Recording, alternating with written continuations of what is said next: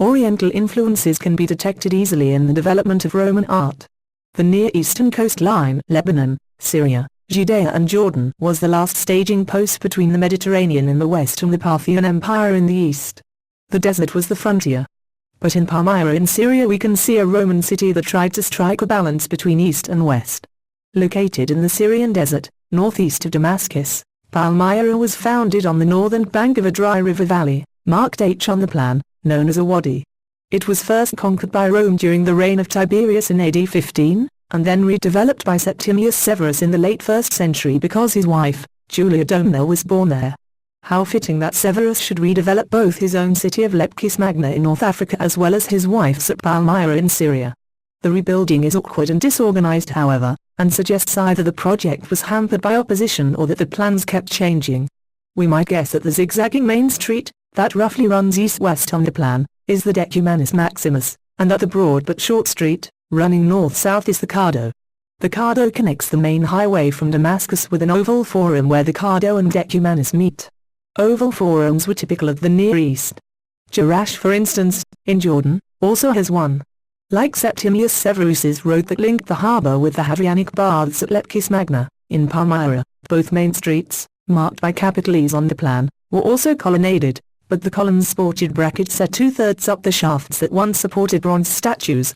Typically an Eastern phenomenon. Each change of direction in the Decumanus is punctuated by a monument as it progresses on towards the massive Oriental Temple of Bel. First a 4-way arch and then even a 3-way arch. It is the only one in the empire.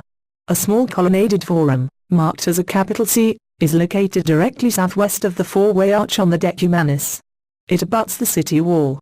Nearby, to the south, marked by a capital D on the plan, a theatre complex, accessed by a gate in the city wall and another short colonnaded street.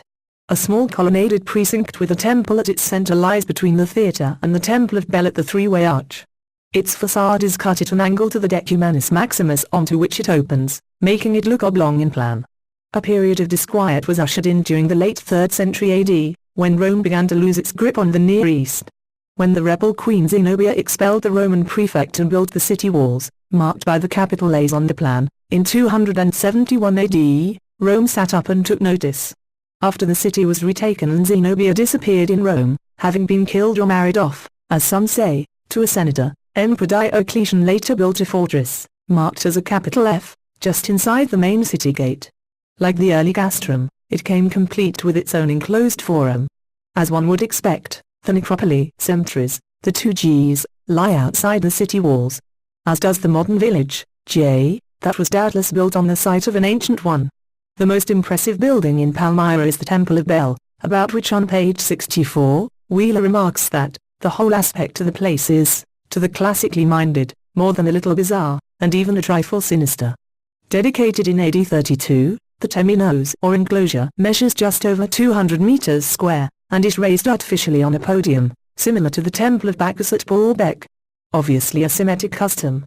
It was accessed by a grand staircase that led into a colonnaded peristyle through a gatehouse that once, according to an inscription, held 6 bronze doors. 3 of the peristyles are supported by double lines of Corinthian columns and one single that is backed by a wall with windows onto the inner temple. They once supported a metal roof. In the central enclosure lies an altar, towards which, the sacrificial animals were driven up a ramp from the cellars in the northwest corner. The temple itself is accessed through an off-center doorway.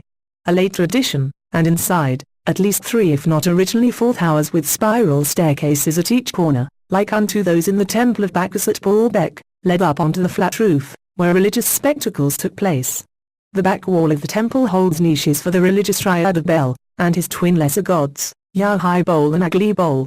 To Wheeler's way of thinking, the whole building is bizarre, and he concludes, on page 64, by saying that the transmutation of Roman architecture, by alien traditions and usages, could scarcely be carried further, meaning, basically, he thinks the temple is bizarre. And thus, we come to the end of Mortimer Wheeler's commentary on Roman town planning. Well, there were 1 or 2 spectacular and, shall I say, rather brutal elements in the